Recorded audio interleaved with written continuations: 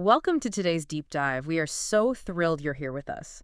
Today, we are digging into a really intriguing issue of strategy literacy. Issue number 7, right? Yeah, exactly. Issue number 7. And it focuses on what strategists can learn from, of all things, the owl. Which sounds a bit unconventional at first, I know. It does, but we've got these fascinating conceptual summaries and some really stunning visual briefs that accompany it. The visual pieces are actually incredibly helpful for grounding the concepts. They really are. And our mission for you today, as we go through this, is to explore why action so often fails when it outpaces clear understanding. Which happens constantly in the corporate world. Constantly. So we want to try and shift your perspective on patience today. We want you to stop seeing it as a delay and start recognizing it as a really crucial strategic weapon. That's a great way to frame it. Okay, let's unpack this. In a previous strategy lesson, we inherited this really provocative premise. What are you pretending you can protect without cost? Right, and that question alone is, it's a huge stumbling block. Because even when people face that reality, even when they make the right strategic trade-offs, they still fail. Wait, why do they still fail if they've made the right trade-off? Because they act before they truly understand the situation. They make the hard choice and then immediately rush into execution mode. Ah, I see. It's that urge for immediate motion. Exactly. Modern strategy vastly overvalues rapid execution. We are obsessed with fast decisions and, immediate responses. We really are. Everything has to be agile. Everything has to be done yesterday. And that's why we need a countermodel to compare this obsession to. Which brings us to the central metaphor of our source material. The owl. The owl. Because an owl does not survive by dominating its environment through brute strength, Right. blinding speed. Instead, it relies on extraordinary perception, complete silence, patience, and precision.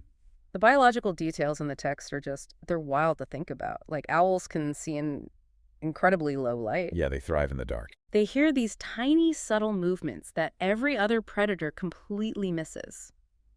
And they literally rotate their heads to expand their perspective without moving their bodies at all. Which is key. They don't give away their position. They just observe until the asymmetry of a situation is totally clear. And we should probably clarify what that means, right? Asymmetry. Yeah, absolutely. Asymmetry is when the potential upside massively outweighs the risk. So the owl waits until the mouse is completely exposed. The odds shift from 50-50 to, near 100% in the owl's favor. And then they move. Right. Just once. It's not hesitation. It is strategic restraint. It makes me think of like a seasoned surfer waiting for a wave. Oh, that's a really good analogy. Yeah, because if you watch an amateur surfer, they're out there frantically paddling at every single surface ripple. Exhausting themselves. Exactly. They spend all their energy before the actual big swell even hits. But the pro is just sitting there, waiting for the one perfect wave that gives them maximum leverage. They aren't going to paddle until that asymmetry is perfectly aligned. What's fascinating here is how this redefines our sequence of action. Trade-offs tell you what must be sacrificed. Okay. But perception tells you when and if action is actually justified at all. So if you act without that perception, you're just wasting your sacrifice. Precisely. Which brings up a big question. If the owl's method of extreme patience is so incredibly effective, why is it so hard for us to do it? Because sitting still feels terrible. It does. And the sources point out that the root of most strategic failure is actually a perception failure, not an execution failure. We have this huge bias for action. Acting quickly feels decisive. Yes. Whereas seeing clearly, taking time to observe, it feels passive. To a lot of people, observing just looks like a delay. And waiting looks like weakness. Because of this, organizations reward visible activity. We fill every silence with motion. We absolutely confuse reaction with responsiveness. Yeah. Speed becomes this false proof of competence. The visual brief in the sources really nails this.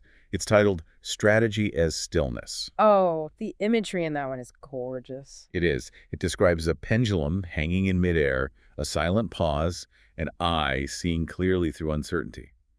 It's all about reinforcing that readiness doesn't actually require movement. Silence is not the absence of strategy. No, it is its precondition. Okay, but I have to push back on this a little bit. Go for it. In a hyper-competitive, super fast-paced corporate environment, if you just sit there silently observing, aren't you going to get labeled as indecisive or, even lazy? It's a real fear. I mean, how do you justify this to a boss who wants results yesterday? You can't just be a silent owl in a board meeting. You're completely right, and that's the trap. But strategic leaders must delay statements until signals stabilize. Meaning what, exactly? Meaning leadership isn't about always having an immediate answer. It's about letting silence surface the right information. Oh, I see. You don't just stare blankly at your boss. You say, I am observing these conflicting variables, and I am holding off on a decision until the data is clear. So you actively claim the silence. Yes, you frame the waiting as a deliberate choice. You know when the environment has finally given you the right answer. That makes a lot of sense. So let's bring this down to the ground level, to the people dealing with this every day. The managers and the individual contributor. Right, because managers operate closest to the noise. The emails, the Slack messages, the endless requests. It's overwhelming. And the owl teaches them to distinguish actual patterns from just isolated incidents. Exactly. A manager has to separate structural issues from temporary shocks, because not every alert deserves a response. If you act too early, you just create a sense of false urgency for your whole team. And that burns people out. For a manager, seeing patterns before intervening, that is the essence of strategy. Observation is actually a form of control. And for individuals, acting like the owl is a totally countercultural lesson. Deeply countercultural.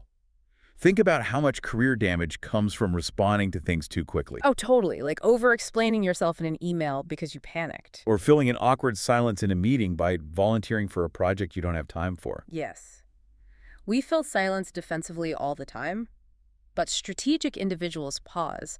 They observe the incentives before aligning with them. They wait for situations to naturally unfold. So what does this all mean for you practically? Let's say you're a manager, and it's like having a smartphone with 100 push notifications going off at once. It's paralyzing. If you react to every single buzz, you're drained by noon and you achieve nothing. So how do you practically train yourself to ignore the buzzes that feel so urgent? If we connect this to the bigger picture, it's about realizing that choosing silence is not a retreat. Okay. It is active positioning. You have to create structural friction so you aren't reacting to every notification. Like batching your emails or setting specific times to check messages? Exactly. You are positioning yourself to ensure that when you do move, your action has maximum impact. You aren't wasting your initial sacrifices on just noise. But wait, if silence helps us avoid mistakes, how do we use it to actually build our presence?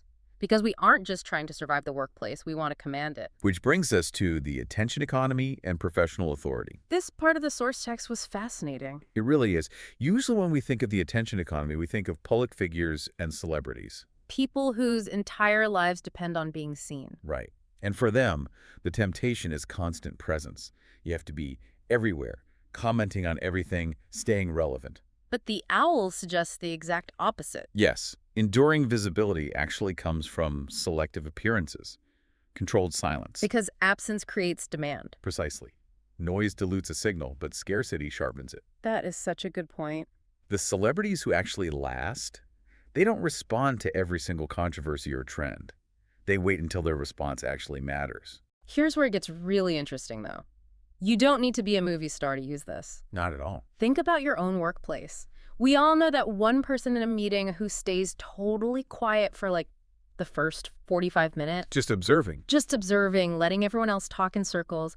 But when they finally lean in and speak, the whole room stops to listen. Because they haven't diluted their signal. Exactly. They have engineered professional authority purely out of scarcity. Urgency creates motion, and motion creates mistakes.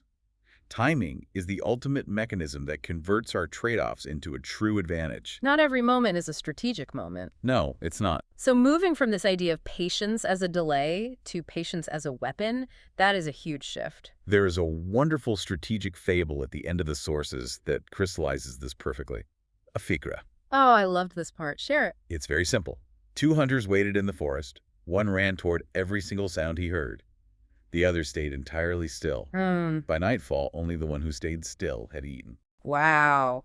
That just cuts right to the core of it, doesn't it? It really does. So we have a strategy literacy check for you, directly from the text. Ask yourself, if acting quickly feels like strength, what are you moving faster than you understand? It's a question that demands some real self-reflection. It does. And we want to leave you with one final provocative thought to mull over today. Something to take with you into the rest of your week. Right. If silence and stillness are the ultimate forms of strategic power, what does it mean that our modern digital tools, our workplace software, the constant pings, are explicitly designed to make silence feel uncomfortable, if not completely impossible? It's a system designed against the owl. Exactly. So moving forward, how might you need to artificially engineer uncomfortable silence into your own life just to reclaim your strategic advantage? You have to build the quiet yourself. You really do.